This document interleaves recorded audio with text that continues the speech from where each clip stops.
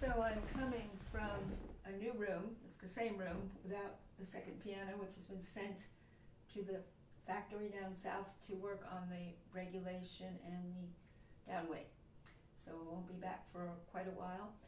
I'm also using my Mac Air until my iMac is repaired. So I'm kind of restricted at this point to the FaceTime view or the internal camera view. I'm going to have to manually stop it. Now there's a little bit of graininess on this.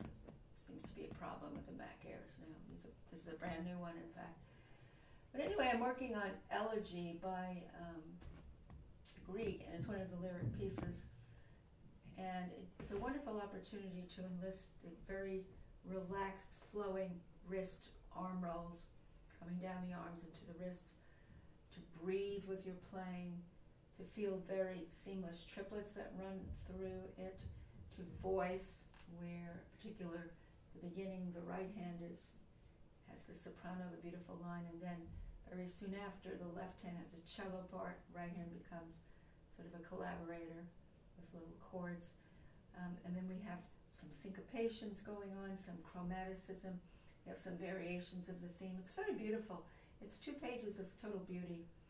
And it has the emblem of Grieg's harmonies, which are very chromatic, but he has certain clashes of harmony that are, I kind of remind me of the Peer Gynt Suite in particular. So this is in A minor, and it starts out with a very long fermata on its first note, 3/4 time, which means you're going to have to hold it a little extra and then fall into the pulse that will continue on, or the singing pulse that should be cohesive in a way, even though you have rubatos. This is true. Rubato means give and take of the beat. But at the very beginning, it's a little difficult because you do have this unmeasured, you could say, fermata over the dotted half note. So you can take your own liberty with that, but not too much. So I'm going to play it in back tempo. I'm just learning it now. At first note, I actually pull on the finger toward myself. I pull with a wrist pull toward me like this. And actually I want a little bit of a FP because it says FP, which means he wants more of an accent, but not a pokey vertical, perpendicular accent, but a lean pull, so you get this. So that will be held 1, 2, extra hold, tie, triplet, answer that. It's so typically Grieg. That's another triplet. This was a swell to the dominant. I push into that, I push. The reason I push into that FP is I don't want an accent and a percussive sound. I want a romantic fullness, but a little bit of an extra lean. And it comes out of a tie, it's an extra hold again, to the triplet. Another triplet.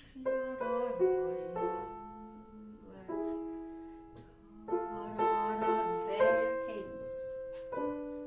Suspension, here's where I breathe in. That's a little bit of I didn't suddenly stop breathing, but when I get to those cadences, and particularly with its suspension, which you're leaning on, which is a dissonant quality, I breathe in on the resolution. And the reason I do that is it lifts up the resolution so it doesn't crash down. The little tricks of the trade that really help. But it has to be relaxed breathing. It can't be suddenly that you're holding your breath and you say, okay, I forgot to breathe, now I better find a breath to breathe in. You have to be naturally breathing through everything you're playing. The left hand is interesting in the beginning. It's forming a bed of harmony, really.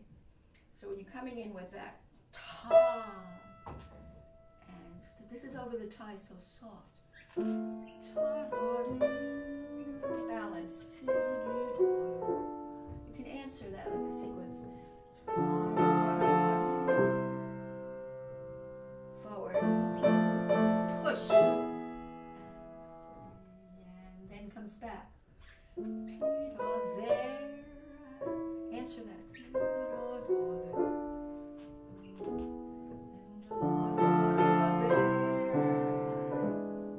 Lean. Breathe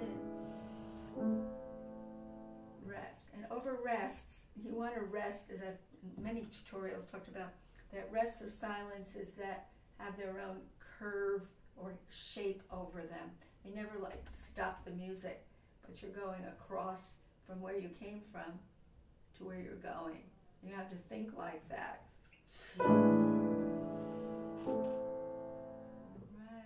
Rest. And then you know the exact moment as you're coming in with the next phrase. So that it's suddenly like, not like you went out and had a snack and came back, but that you know exactly what that rest is doing in terms of flowing over its silence, hanging over its silence into what's coming next.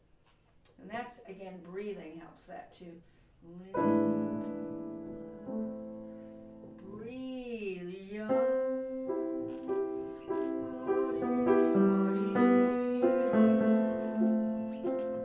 Answered.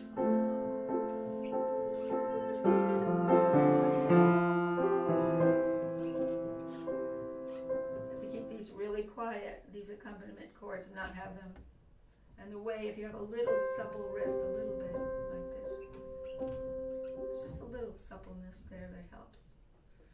Okay, this next section is very tricky. He has some interesting dissonances here in the left hand against the right, where you're going to hear this dissonance. It's going to sound wrong, but it's right. It's a passing dissonance, and you'll hear it right away. See there, and he thinks.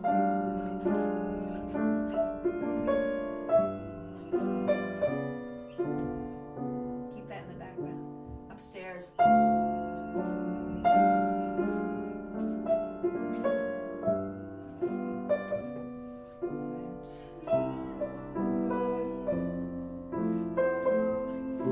Sequences.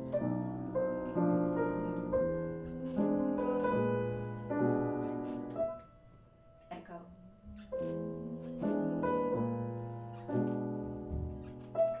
Extra hold, and then we're back to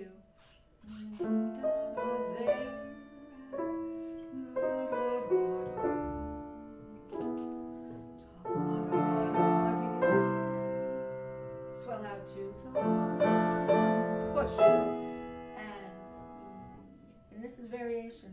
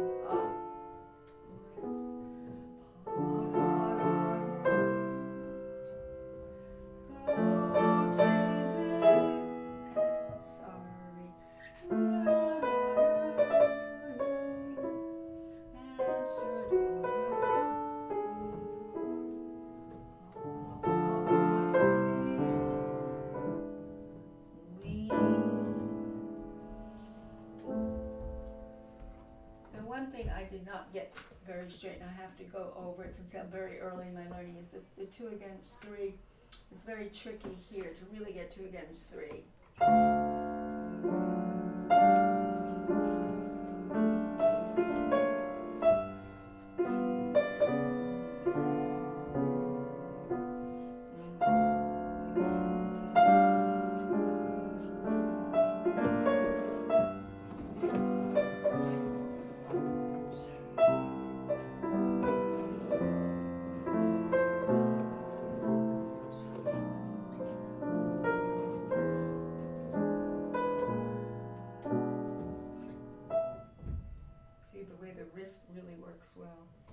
see the fingering here.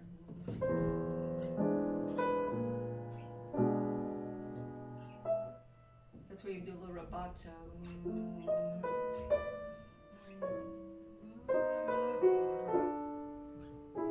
Yeah, so the 2 against 3 is going to be tricky. I'm not quite getting what I want on that 2 against 3. It'd probably be best to do this first. That's it.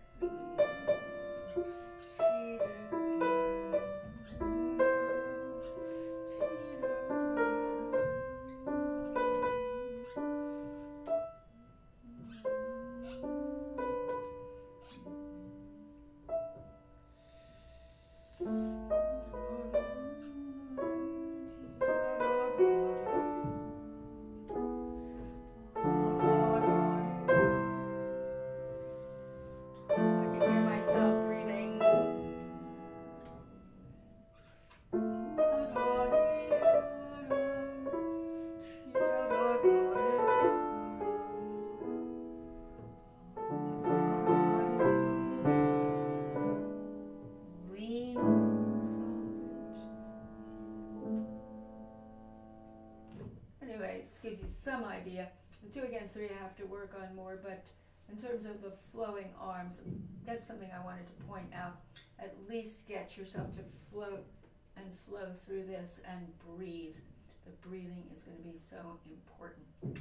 So I'm going to manually end this because I'm not really going to do any editing here. So.